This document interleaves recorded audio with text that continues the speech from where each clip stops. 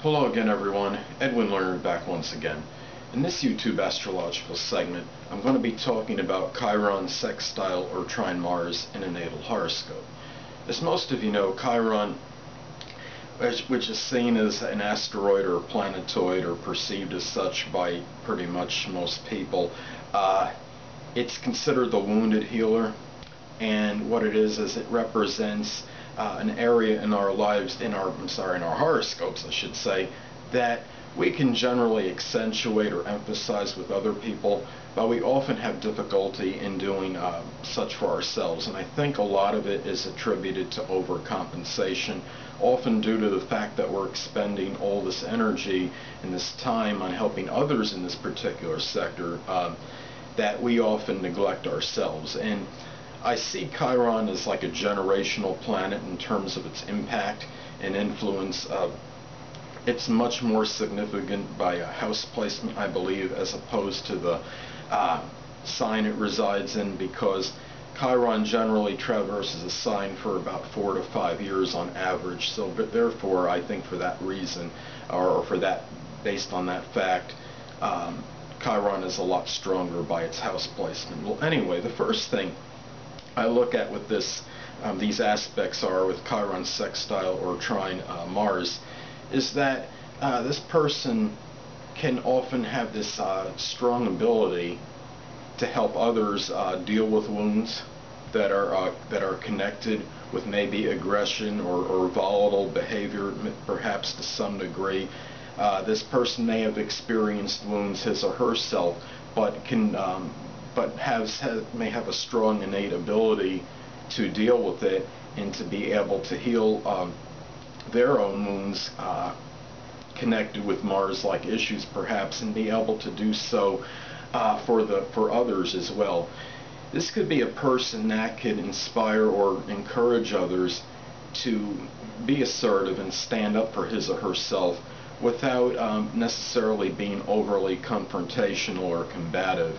I saw something on TV one time. It was a commercial. I believe Bill Cosby was like the narrator on it, or he might have been in it, and it showed it was a kid that was being bullied, and what happened was the kid was supposed to shine the bully's shoes or something, and what he did was he shined them or didn't shine them properly, or spilled the shoe shine on or polish on the bully's shoe or something, and whatever it was, it stopped the problem. And I think this is kind of emblematic of these aspects. This could be a person that could help others stand up for what they believe in, but without necessarily doing so in a way that's contentious or without a physical confrontation coming about. This could be a person that might have had to deal with some issues regarding sex, so that, because that's what Mars rules, but any wounds associated with it, they may readily heal quicker than most, and they might be able to help others deal with these issues as well at the same time. Now, a lot could depend on the house placement of Mars and Chiron in a natal horoscope. Now let's take somebody that has Chiron in the 7th house, and it makes a trine to Mars in the 3rd.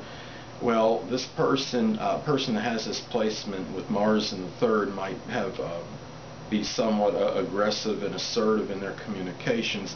Chiron in the 7th could be somebody that's experienced some kind of traumatic emotional wounds associated with partnerships, relationships, or even open adversaries or enemies. Well, what this could do is the person may have the ability to blend these two things together and be able to speak out and be assertive regarding these matters connected with the wounds maybe they've received as far as their relationships go, even with enemies, but do so in a way which would not necessarily be like a physical confrontation, such as the open enemy, maybe bringing that person to court, for example, through litigation, through legal means. And in relationships, problems with that they can maybe resolve through being being aggressive and having that, I guess you could say, that fearless attitude in communication, which is connected with Mars in the third. I have Mars in the third, so I guess I understand that a little bit. But anyway, and you take another example. Let's take somebody that has the trine. Let's say they have a trine between Chiron and Mars, and let's say that Chiron is in the 12th house of restrictions and limitations, and say that Mars is in the 9th house. Now, Chiron in the 12th house could indicate somebody that maybe has had difficulty as far as wounds or experienced wounds that were in connection strongly with any limitations or restrictions that they've had. And the Mars in the 9th house can show some aggressive energy in connection with matters with abstract thinking, the higher mind. Well, this person may be able to help themselves, and maybe as far as their what they feel their restrictions or limitations might be, maybe perhaps through learning, college, higher education, through long journeys, they may be able to come in touch with these limitations and have a greater understanding of them. And any wounds that were experienced through the 12th house, such as matters in private, can be dealt with as such by merging these two, by blending the Mars in the 9th house with this influence as far as Chiron in the 12th house goes. So anyway, people, that'll conclude this YouTube astrological segment for Chiron Sextile or Trine Mars in a natal horoscope. Stay tuned next time, where I'll be talking about Chiron in major adverse aspect to Mars in a natal chart.